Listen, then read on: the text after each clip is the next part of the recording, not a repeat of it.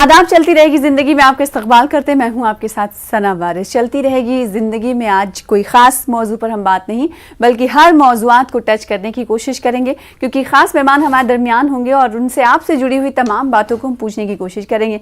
क्योंकि अब हम कोरोना दौर में जी रहे हैं, तो कोरोना दौर में जीना हम सब जानते हैं कि मुश्किल है और इस मुश्किल को हम लोगों ने मुमकिन भी बना दिया है और इसके साथ जी रहे हैं। लेकिन अब तो ये आलम हो गया है कि लोग बोरियत महसूस कर रहे हैं कि कब तक वो मास्क लगाएंगे। हालांकि मास्क लगाना लोगों ने छोड़ दिया था, लेकिन पिछले कई दिनों से हम देख रहे हैं कि कोरोना के केसेस में इजाफा दर्ज किया जा रहा है। इस वजह से कई ऐसी रियासतें हैं और यूटीज हैं जहां पर एक बार फिर से एडवाइजरी जारी कर दी गई है कि मास्क लगाना मैंडेटरी है, अनिवार्य है।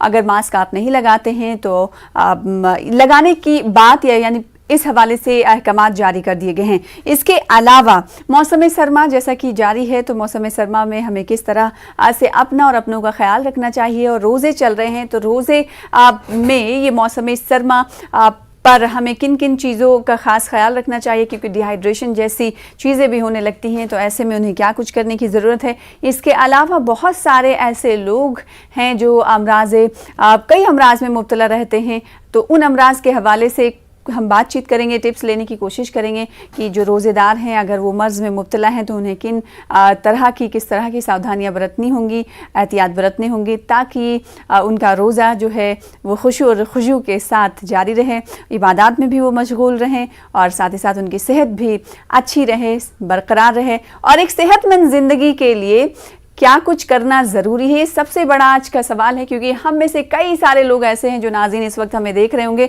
वो भी ये जानते हैं कि सेहतमंद रहने के लिए सेहत की तरफ ध्यान देना बहुत ज़रूरी है, लेकिन ध्यान देने के अमल तक वो पहुंच नहीं पाते हैं। तो क्या वो चीज़ है जिस पर उन्हें अमल करना चाहिए ताकि वो अपने सेहत पर, फिटनेस पर ध्यान दे पाएँ। और कहा यह जाता है कि अगर आप फिटनेस पर ध्यान देते हैं तो यानी अगर योग करते हैं, एग्जाम्पल के तौर पर मैं बताना चाहूँ, अगर आप योग करते हैं तो निरोग रहते हैं, ये कहा जाता रहा है। एक खास मेहमान हमारे साथ टीवी स्क्रीन पर दिखाई दे रहे हैं, जिन्हें आप इस वक्त देख पा रहे हैं। डॉक्टर नरेश चावला साहब हैं, नेशनल जॉइंट सेक्रेटरी हैं इंडियन मेडिकल एसोसिएशन के। आपका इस्तकबाल करते हैं, वेलकम करते हैं न्यूज़ 18 उर्दू को वक्त देने के लिए। इसके अलावा एक और ख़ास डॉक्टर से हम जुड़ने की कोशिश कर रहे हैं, अगर वो हमारे दरमियान होंगे तो उनसे भी हम कई सवाल करने की कोशिश करेंगे। आज के कोरोना रिकॉर्ड्स की अगर मैं बात करूं तो 1274 नए कोरोना केसेस मंजर आम पर आए हैं। फिर से ये शुरुआत कहीं ना कहीं लोगों के जहन में इस सवाल की होती हुई दिखाई दे रही है कि अब एक बार फिर से क्या जो इजाफा दिखाई दे रहा है, ये इजाफा लगातार आने वाले दिनों में बढ़ता रहेगा या फिर नहीं बढ़ेगा। इस तरह के कई सवाल हैं। डॉक्टर नरेश चावला साहब, इसी से मैं शुरुआत कर लेती हूँ। हालांकि कई मौजूआत को, जैसा कि मैंने कुछ देर पहले कहा, कि आज हम टच करने की कोशिश करेंगे, इसीलिए हमारे साथ डॉक्टर नरेश चावला साहब हैं। डॉक्टर नरेश चावला साहब, अब लोगों के जहन में ये सवाल आने लगा है कि अभी पिछले कई दिनों से कोरोना के जो बढ़ रहे हैं, तो क्या ये ऐसे ही बढ़ते चले जाएंगे या फिर इनमें वैसी ही कमी दिखाई देगी जैसा पिछले दिनों कई महीनों से हम देख रहे थे? देखिए, अभी तो इसको जो पिछले 7-1 दिन से हम देख रहे हैं केसेस बढ़े हैं, 1200-1250 हो पाए हैं, तो इसको फोर्थ वेव कहना शायद अभी गलत होगा, लेकिन ये सच है कि हल्का डर तो है। जो ये लेटेस्ट वायरस है ओमाइक्रॉन XC है, तो मोस्टली इसी के केसेस ज़्यादा हो रहे हैं। और आप अच्छी तरह जानते हैं कि आज से 4 महीने पहले जब हम ओमाइक्रॉन की थर्ड वेव आई थी, तो वो हमने पाया था कि वो बहुत ही तेज़ी से निकल भी गई थी, और शायद हमारे कई फैक्टरान की वजह से, क्योंकि हमारा वैक्सीनेशन पहले से अच्छा है, हमारे ऑलमोस्ट 180-90 करोड़ वैक्सीनेशन लग चुके हैं, प्लस ये बात सच है कि लोगों ने एहतियात हटा दिया है। लेकिन अभी भी मैं कहूँगा कि कुछ लोग, अच्छी तादाद अभी भी कोरोना प्रिपेयर्ड बिहेवियर फॉलो कर रहा है, और फॉलो करना चाहिए। क्योंकि बात वही आ जाती है कि इंसान चाहता है कि वो प्री कोरोना स्टेज कब आएगी, जैसे प्री कोरोना यानी कि बिना मास्क के हम कब जी पाएंगे। तो उन लोगों को मैं एक ही सुझाव दूंगा कि भाई कोई बुराई नहीं है एक मास्क लगाने से। आप न केवल कोरोना या किसी दूसरे वायरस से या दूसरी छूत-छात की बीमारियां, जो कि सांस वाली बीमारियां, ट्यूबरकुलोसिस वगैरह होती हैं, बल्कि आप पोल्यूशन से ही बच सकते हैं। तो मैं उनको लोगों को सुझाव दूंगा कि आप इस कोरोना प्रोटोकॉल शैली को अपना लीजिएगा। सोशल डिस्टेंसिंग ना केवल कोरोना के लिए जरूरी है, दूसरी बीमारियों से बचने के लिए भी जरूरी है। तो आई वुड से कि इस बात को जाने बिना कब खत्म होगा, कब हम बिल्कुल खुला जी पाएंगे। बिल्कुल, और इस पर बातचीत भी हो रही थी। कुछ डॉक्टरों का पैनल था, उनसे जब इस तरह से सवाल मैंने किया तो उन्होंने कहा कि इस सवाल का जवाब उन साइंटिस्ट के पास भी नहीं है कि कब खत्म होगा, लिहाजा इस सवाल को ना किया जाए, बल्कि अपनी ज़रूरियात ज़िंदगी को कोरोना के दायरे में ही जैसे पहले मौजूद रखा था और महफूज रखा था, उसी तरीके से रखने की ज़रूरत है। अब जबकि केसेस बढ़ रहे हैं, लेकिन उसमें एक हैरान कुन बात यह है और परेशान कुन बात यह है कि बच्चों में ज़्यादा ये केसेस दिखाई दे रहे हैं, यानी मुतासिर ज़्यादा बच्चे हो रहे हैं। इसकी वजह क्या मान रहे हैं आप, डॉक्टर नरेश चावला? देखिए, एक तो चूंकि बच्चों की वैक्सीनेशन 10 साल पहले तो नीचे वाले बच्चों की तो शुरू नहीं हो पाई अभी तक, और उसके ऊपर की बच्चों की वैक्सीनेशन अभी स्टार्ट की गई है, तो बच्चे थोड़ा सा एक्सपोज ज़्यादा हैं, प्लस बच्चों में इम्यूनिटी कम भी हो सकती है। तो ये दो फैक्टर्स हैं जो बच्चों को ज़्यादा लायबल बना रहे हैं। पीसीआर से रिक्वेस्ट है कि हमने तस्वीरें भी रखी हैं, तो वो स्क्रीन पर तस्वीरें भी दिखाएं ताकि लोग कनेक्ट कर पाएं कि किन चीज़ों की बात कर रहे हैं। नरेश चावला। हाँ, यस। तो लेकिन मैं लोगों को एक ही चीज़ कहूँगा कि भाई, नंबर 1, इसको न्यू नॉर्मल जिंदगी मान ली जाए। ये आपकी नई नॉर्मल जिंदगी है, एक्सेप्टेड, इसको स्वीकार कीजिएगा। कोरोना जीवन शैली को स्वीकार कीजिएगा। कोरोना अभी खत्म नहीं हुआ है, शायद ये एपिडेमिक या पेंडेमिक तो खत्म हो जाएगा, लेकिन हमारी इंडियन मेडिकल एसोसिएशन की राय है कि ये शायद एक एंडेमिक मीन्स कि साल ही छुप केस चलते रहेंगे, जैसे पहले इन्फ्लुएंजा या फ्लू के केसेस चलते थे। ऐसा मान के अगर आप प्रिकॉशंस लेंगे तो मैं समझता हूँ कि ये एक अच्छी आदत भी है, एक अच्छा बचाव भी है, और इससे जो हमें हमेशा डरना पड़ता है कि दोबारा सेकंड लहर वाला हाल तो नहीं हो जाएगा, दोबारा से वही हॉस्पिटल्स, आईसीयूज, ये ऑक्सीजन ऐसा हो जाएगा, तो मैं समझता हूँ कि ऐसा ना सोचा जाए। Just corona appropriate behaviour follow करो और अपने आप को थोड़ा सा अपनी इम्यूनिटी स्ट्रांग रखो। और प्लस सबसे इम्पॉर्टेंट, जो लोग अभी वैक्सीनेशन लगाना थोड़ा स्लो हो गए हैं, तो उनको कहा जाएगा इस टाइम पूरा जो बूस्टर डोज उसका भी पूरा सब कुछ लगाया जा रहा है, और प्लस जिन्होंने वैक्सीनेशन अभी लगवाई नहीं वो जाके अपनी फर्स्ट सेकंड डोज लगाएं, क्योंकि इससे हम उम्मीद करते हैं कि जो हर्ड इम्यूनिटी आएगी उससे हम सब बचेंगे। तो आप लोग डरे नहीं, बस प्रिकॉशंस लें और इसको नया नॉर्मल समझ के स्वीकार करें। बूस्टर डोज की बात की डॉक्टर नरेश चावला आपने, क्योंकि बूस्टर डोज के लगने की शुरुआत तो हो ही चुकी है, लेकिन उस तरह से जैसे पहला और दूसरा डोज लेने में लोगों की कतारें दिखाई दे रही थी, बूस्टर डोज में उस तरह की लोगों की दिलचस्पी दिखाई नहीं दे रही है। क्यों? उसकी वजह एक ही है कि लोग बाग समझते हैं कि शायद फायदा तो होता नहीं, क्यों लगवाया जाए। तो ऐसे लोगों से जो थोड़े हेजिटेंट हैं, उनको मेरा एक ही सुझाव है, ये एक नॉर्मल वैक्सीनेशन है, इससे कई बार 100% बचाव नहीं होता है, लेकिन ये मत सोचो कि बचाव बिल्कुल नहीं होता है। उससे जो केस बिगड़ना होता है, हो सकता है जो आप सोच के देखो जो सेकंड और थर्ड लहर थोड़ी कमज़ोर आई हैं, ये हम लोगों को ज़्यादा नुकसान नहीं कर पाएंगे। उसका शायद बेसिक कारण ही शायद यही रहा होगा कि हम लोगों में इम्यूनिटी एक हद तक आ गई है। तो अभी हमें अपने आप को स्ट्रॉन्ग करना है।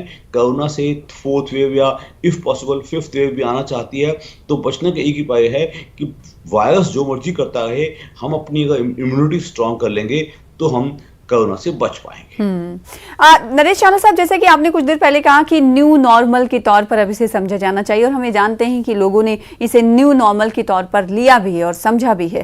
और इस कोरोना ने, और हमने देखा लॉकडाउन, और वो वक्त भी देखा जब मारामारी थी, हाहाकार था मुल्क में, ऑक्सीजन की कमी थी, उसके बाद से लेकर अब तक के दौर की अगर हम देखें तो इस कोरोना पैंडेमिक ने ओसीडी के पेशेंट्स में इजाफा किया है। तो क्या आप ये मानते हैं कि जो तादाद बढ़ी है ओसीडी के पेशेंट्स की, वो कोरोना की वजह से बढ़ी है, या फिर ये एक नॉर्मल बात है? देखिए, इसमें कोई शक नहीं है, कोरोना की पहली वेव जब हमें चकमा हो गया था, हालांकि उस दिन बड़ा इफेक्टिव लॉकडाउन लगा था, उसी से हम बच पाए थे, चुपचाप पास हो गया। जब सेकंड वेव ने जो तबाही मचाई थी, आम घरों में डर फैल गया था, कहीं ये परले तो नहीं है कि हम सब मर तो नहीं जाएंगे, तो उसने कहीं ना कहीं हमें बहुत ही दिमागी चोटें दी हैं। और उसी वजह से आज भी मैं हजारों लोग जानता हूँ जो बस इस इलाज के लिए आते हैं, घर के कोई आदमी सारा दिन हाथ ही धोता रहता है, सारा दिन सैनिटाइज ही करता रहता है। This is called OCD, obsessive compulsive disorder. इसका मतलब ये होता है कि उनके मन से डर निकल नहीं पा रहा है। तो आपका सवाल था क्या कोरोना ने इस ओसीडी को बढ़ाया है? तो माय आंसर इज 101% यस। तो इससे इसको निकलने कैसे के लड़ा लिए जाए? क्या उपाय बताएंगे आप लोगों को? उसके लिए मैं एक ही उपाय बताऊंगा। पहली बात तो परिवार के जन ऐसे आदमी को पागल मत समझें, उसको सपोर्ट करें। उसकी काउंसलिंग की जाती है, साइकोलॉजिकल काउंसलिंग आपका फिजिशियन कर सकता है। और सब उसके ऊपर कुछ दवाइयां हैं, ऐसी दवाएं हैं जो केमिकली इसको ठीक करती हैं। पैरोक्सिन वगैरह दवाइयां हैं जो कि बहुत ही सेफ और अच्छी दवाइयां हैं। तो आप अपने फिजिशियन को कॉन्टैक्ट कीजिएगा, वो आपको दे पाएंगे। और हम चाहते हैं कि बड़ी आसानी से ठीक हो सकता है। बेहोश ऐसे ऐसे लोग हैं जो दिन को इतनी बार सैनिटाइजर लगाते हैं, up to 25 to 30 to 40 to 100 times जी। इनके हाथों पे जख्म बन गए, लेकिन उनका ये दीवानापन खत्म ही नहीं होता कि मेरे हाथ साफ नहीं हुए। तो ये clear cut obsessive compulsive behaviour है, जिसके लिए प्रोफेशनल गाइडेंस की ज़रूरत है। तो अपने फिजिशियन या अपने साइकियाट्रिस्ट के टच में होना ज़्यादा अच्छा रहेगा। जी, दिल्ली की अगर हम बात कर लें तो दिल्ली में खतरे की घंटी अगर बज गई है, पता नहीं आप इससे इत्तेफाक रखेंगे या नहीं, क्योंकि अभी कहा जा रहा है कि दिल्ली में 8% केसेस में कोरोना के इजाफा हुआ है। तो इसे हम ये मान सकते हैं कि दिल्ली वालों के लिए खतरे की घंटी है, अलार्मिंग सिचुएशन है। देखिए, अभी इजाफा तो हुआ है क्योंकि ऑलमोस्ट हम नील पे आ गए थे और नील से बढ़ते बढ़ते अब बढ़ते ही जा रहे हैं। बट खुशी की एक ही खबर है कि जितने भी ये नए केसेस हो रहे हैं, ये बहुत ही आसानी से ठीक भी हो रहे हैं और पेशेंट को बहुत ज़्यादा नुकसान भी नहीं हो रहा है और हॉस्पिटलाइजेशन तो ऑलमोस्ट नील है इस टाइम। तो आई वुड से कि इससे हमें कोई तसल्ली करने की ज़रूरत नहीं है, लेकिन फिर भी हमें अपनी प्रिकॉशंस करनी चाहिए। और क्योंकि यंग पेशेंट्स को नुकसान हो ना हो, इसका जो सीनियर सिटीजन्स हैं या जो कोमॉर्बिड कंडीशन वाले पेशेंट्स हैं, उनको नुकसान कहीं ना कहीं जरूर जल्दी होना शुरू हो जाएगा।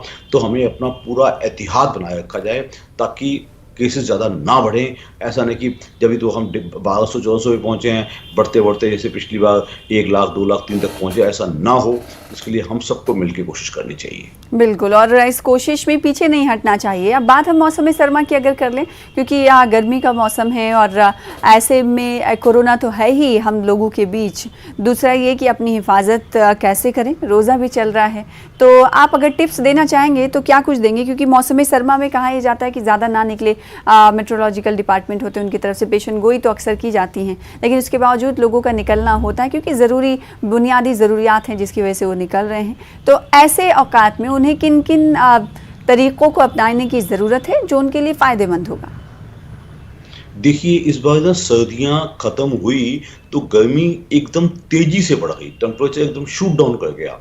दिल्ली में हमने देखा है कि 41-2 तक चला गया था टेम्परेचर, अभी भी उसके आसपास ही चल रहा है। अभी तो अप्रैल है, अभी तो मई जून बहुत आने हैं। तो आम लोगों का बचाव के 2 ही तरीके हैं। सबसे पहला, आप अपनी ठंड की जगह पे रहिए। जिन लोगों को बाहर निकलना जरूरी है, ऑब्वियसली जो रोज़ा रखे हैं वो तो खाने नहीं पी पाएंगे, लेकिन आम जन ज़्यादा पानी पीते रहना ही सबसे बड़ा इलाज है इसका। एवरेज इस मौसम में एक आदमी को 3.5-4 लीटर, एक एडल्ट इंसान को पानी अवश्य मिलना चाहिए। और जरूरी नहीं कि उनको आइस कोल्ड वाटर ही पीना है। प्लेन वाटर किसी भी फॉर्म में, प्लेन वाटर, नींबू जल, नारियल पानी, कांजी, दही की लस्सी, मौसमी का जूस, पानी ज़्यादा पीना ही हमारा बड़ा बचाव है। प्लस जितना आप सीधी गर्मी से बच पाएँ तो उतना ही आप घर के अंदर रहिएगा।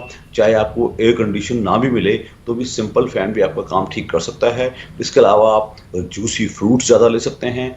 इन कुछ अगर चीज़ों को अपनाएंगे तो बहुत फ़ायदा है। अगर आपको घर से बाहर निकलना ही है तो अपने सर को जरूर ढकिएगा तौलिए से या किसी चीज़ से, उससे बचाव मिलेगा। आंखों के बचाव के लिए आप डार्क ग्लासेस यूज़ कर सकते हैं। तो ये कुछ बचाव हैं अगर इस्तेमाल किए जाए। कपड़े आपके ऐसे पहने होने चाहिए जिसमें जो कि खुले हों, फुल स्लीव्स वाले ना हो, डार्क कलर ना हो, रेड या ब्लैक कलर से हीट बहुत एब्जॉर्ब होती है और गर्म होते हैं। आप ऐसे कपड़े पहनिए जो कि थोड़ा नीले किस्म के हों या पीले किस्म के हों, उससे ज़रा सा आपको गर्मी कम लगेगी।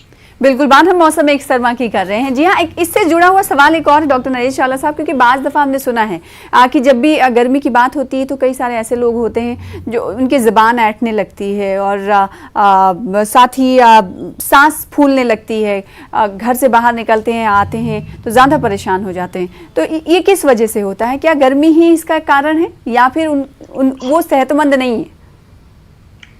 देखिए यू सी एक एक बच्चा है, एक जवान आदमी है, एक बूढ़ा आदमी है, जी। तो हर एज अलग किस्म से रिस्पॉन्ड करती है।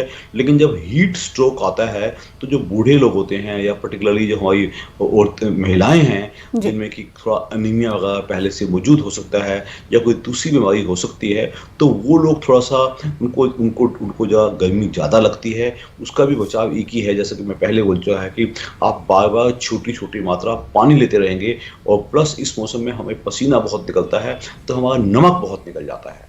तो कोई भी ऐसा जिसको ऐसा डर है या इसको ऐसा हो गया है, तो उसको ओआरएस का पानी पिलाना या नींबू की शिकंजी पिलाना जिसमें उसको पानी भी मिल जाए और थोड़ा नमक भी मिल जाए, तो उससे पेशेंट का फ़ायदा होता है। लेकिन जिन लोगों को हीट स्ट्रोक के पहले कई बार हो चुका है या वो डरते हैं, तो सबसे पहला बचाव तो है वो कम से कम निकलें, कोशिश करें अपने काम सुबह 9 बजे से पहले कर लें बाहर निकलने वाले, या शाम को 5 बजे के बाद करें। लेकिन फिर भी निकलना ज़रूरी है तो अपने साथ अपने आप को एक हेड गियर के रूप में तौलिया लेके चलें, और हमेशा पानी की बोतल लेके चलें, क्योंकि बाहर भी जो पानी कई बार मिलता है वो हाइजीनिक नहीं होता। तो आप अपनी कम से कम 1 लीटर की बोतल, पानी की बोतल तो लेके चलो ही चलो, कहीं रास्ते में आपको पानी मिले। इसके अलावा कोई जूसी फ्रूट्स लेना, और प्लस जनरल हेल्थ तो सुधारना बहुत ज़रूरी है ही है। बिल्कुल, तो ये तमाम जो टिप्स हैं नाज़रीन आपको घर बैठे हुए मिल रहे हैं, और ये कोई नॉर्मल लोगों की तरफ से आपको ये टिप्स नहीं दी जा रहे हैं। इंडियन मेडिकल एसोसिएशन की जनरल सेक्रेटरी हैं डॉक्टर नरेश चावला ये बोल रहे हैं आपको, क्योंकि कई बार ये होता है कि हम अपनों की बात नहीं समझ पाते। अगर डॉक्टर वो कहता है तो उस बात पर ज़रूर अमल पैरा होते हैं। अब बात क्योंकि गर्मी की कर रहे हैं, तो गर्मी की बीमारियाँ भी होती हैं, जैसे सीजनल फ्रूट्स होते हैं, वैसे गर्मी में कई ऐसी बीमारियाँ होती हैं जो फूट पड़ते हैं। अगर मलेरिया, डेंगू और इसके अलावा डिहाइड्रेशन की बात करें, तो इन तमाम चीज़ों से बचने के लिए क्या कुछ करना चाहिए सरकारों को और अवामी सतह पर भी? देखिए, गर्मी में एक तो गर्मी पर से बीमारियां होती हैं, दूसरी गर्मी में यूजुअली जो हमारा खाना होता है वो जल्दी खराब हो जाता है। तो हमने देखा है कि फूड पॉइजनिंग या जिसको कहते हैं अनहाइजीनिक फूड बहुत ज़्यादा हमें कई बार खाना पड़ता है। और जो लोग बाहर आउटसाइड स्ट्रीट फूड खाते हैं या मैगजीज में ज़्यादा खाते हैं, तो अक्सर देखा गया है कि वो पेट की बीमारियों के शिकार, जिसमें कि एक्यूट गैस्ट्रोएंटेराइटिस वगैरह हो सकते हैं, कॉलरा वगैरह हो सकते हैं, टाइफाइड वगैरह हो सकते हैं। ये तो एक किस्म की बीमारी है। जैसे डेंगू, मलेरिया का जिक्र किया था, तो क्या ये गर्मियों में फैलता है, बढ़ता है? हाँ जी, बताता हूँ मैं इनका। तीसरा जो बीमारियां हैं जो कि वेक्टर बोर्न है, जिसमें कि मॉस्किटो बेन आता है। तो मॉस्किटो से हम अच्छी तरह जानते हैं मलेरिया भी फैलता है, चिकनगुनिया भी फैलता है, डेंगू भी फैलता है। तो नॉर्मली एकदम तेज गर्मी में मॉस्किटो काफ़ी हद तक मर जाता है, लेकिन जैसी थोड़ी बरसातें आती हैं और पानी आसपास इकट्ठा होना शुरू हो जाता है, तब ये सारी बीमारियां एकदम ऐड हो जाती हैं, जो कि मॉस्किटो या वेक्टर बोर्न बीमारियां हैं। तो अभी उसका एकदम समय नहीं आया, लेकिन मैं समझता हूँ अभी फिलहाल कॉलरा और फूड पॉइजनिंग को लेकर एहतियात बरतने की जरूरत है। गैस्ट्रोएंटेराइटिस, टाइफाइड, ये ज्यादा कॉमन है इस टाइम। इस बीच एक कॉलर भी जुड़ चुके हैं जिन्हें अपने प्रोग्राम में शामिल कर लेते हैं। हेलो, कौन सा, आप कहाँ से बात कर रहे हैं? हेलो, पटना से एसटी हुसैन बोल रहे हैं। एसटी हुसैन साहब कहाँ से कॉल कर रहे हैं? पटना से कॉल कर रहे हैं। कैसे हैं आप एसटी हुसैन साहब? सब खैरियत से? वो जी ठीक है, बिल्कुल अच्छा है। और मैं ये पूछना चाहता था कि बूस्टर डोज मैं कब लूँ, इसलिए कि जनवरी में मेरा सेकंड डोज हुआ। अच्छा, ठीक है। डॉक्टर नरेश चावला साहब, एसटी हसन साहब ये पूछ रहे हैं कि जनवरी में उन्होंने सेकेंड डोज कंप्लीट किया है, बूस्टर डोज लेने का वक्त क्या होगा? अभी तक जो हमारी प्रोटोकॉल चल रही है, हमें नॉर्मली हम 9 महीने वेट करते हैं, तो अभी आपकी बूस्टर डोज का समय नहीं आया है, अभी आप 4-5 महीने बाद लगाइएगा। इसका महत्व क्या होता है, बूस्टर डोज को उतने टाइम डिले किया जाता है जब तक जो पिछली डोज है जिसका असर अच्छा चल रहा हो। तो जल्दी बूस्टर डोज लगाने का कोई फ़ायदा नहीं होता। बूस्टर डोज का मतलब होता है जब पहली और दूसरी डोज का असर थोड़ा कम या ख़त्म होने वाला हो, या थोड़ा उसकी वो फेड कर रहा हो, उस टाइम बूस्टर डोज आया है। तो आप सर अभी अपनी बूस्टर डोज को रुक जाइए, तो आपके लिए बेस्ट महीना होगा अक्टूबर के आसपास, सितंबर अक्टूबर आपके लिए बेस्ट महीना होगा। तो इसी से जुड़ा हुआ एक सवाल मैं कर लेती हूँ कि उमूमन सेकेंड डोज कंप्लीट करने के बाद कितने महीने के बाद बूस्टर डोज लगाने की ज़रूरत है? नॉर्मली इट इज़ 9 मंथ्स, 9 महीने, जो अभी तक की जो लेटेस्ट गवर्नमेंट गाइडलाइंस हैं। हालांकि आप जानती हैं कि इस मामले में जो भी स्टडीज़ होती हैं, जो एपिडेमियोलॉजिकल स्टडीज़ होती हैं, वो उनका जो गाइडलाइंस है बदलती रहती हैं। जो गवर्नमेंट की present guidelines it is 9 months after the second dose, अभी तक हम इंसिस्ट कर रहे हैं, क्योंकि ये भी सच है कि आफ्टर ऑल इंडिया एक बहुत बड़ा देश है, तो एकदम सारे लोगों को नहीं लगाया जाता। तो जैसे जैसे उनकी डोज का टाइम खत्म होता है तो उनको पेशेंट्स को खुद को ही अपनी एक कॉल आनी शुरू हो जाती है कि आपकी बूस्टर डोज ड्यू हो गई है। तो मैं उम्मीद करता हूँ कि जो कि इनका अभी बूस्टर डोज का समय नहीं आया है, तो इनको अभी कॉल नहीं आई है। जी, बाज़ दफ़ा ये होता है कि कई ऐसी बीमारियां होती हैं जिसमें पेन नहीं होता है, तो डॉक्टरों की ज़बानी या फिर साइंस इस हवाले से क्या कुछ कहता है डॉक्टर नरेश चावला साहब कि दर्द जो होना है वो अच्छी बात है, लेकिन पता नहीं होता है वो नासूर बन चुका होता है। जब हमारे बॉडी में दर्द होता है तभी हम डॉक्टर से कंसल्ट कर लेते हैं। तो साइंस की दुनिया में, डॉक्टरों की दुनिया में दर्द होना क्या हैसियत रखता है? देखिए, जो आपका सवाल है उसका मतलब यह है कि जो हमारा दर्द का होना, बुखार का होना, ये हमारी रिफ्लेक्सेस हैं, ये हमारी अंदर से आवाज आ रही है। बेसिकली पेन की बात मैं कर रही हूँ, दर्द, पेन। पेन आपने बिल्कुल ठीक कहा। पेन जहाँ कहीं भी होगा, चाहे वो बुखार में फुल बॉडी पेन्स भी हैं, चाहे कोई टांग में दर्द हो रही है, तो पता चला कि पेशेंट में कैल्शियम की कमी है, पेशेंट में विटामिन डी की कमी है, या कोई पेशेंट का यूरिक एसिड बढ़ गया है, तो आपका कहने का मतलब पेन अपने आप में एक ना अलार्म है कि मिस्टर पेशेंट आप मदद मांगिए और प्रॉपर मदद लीजिएगा, डॉक्टर से अपनी बीमारी डायग्नोज कीजिएगा। पेन पर से अपने आप में बीमारी नहीं है, पेन एक सिम्टम है, एक ऐसा सिम्टम है जो ऐलान कर रहा है कि इस चीज की देखभाल प्रॉपर डायग्नोज करवाया जाए और उसको प्रॉपर एड्रेस किया जाए। बिल्कुल, एक कॉलर जुड़ चुके हैं, इससे जुड़ा हुआ कई सवाल और है जो मैं करूंगी आपसे।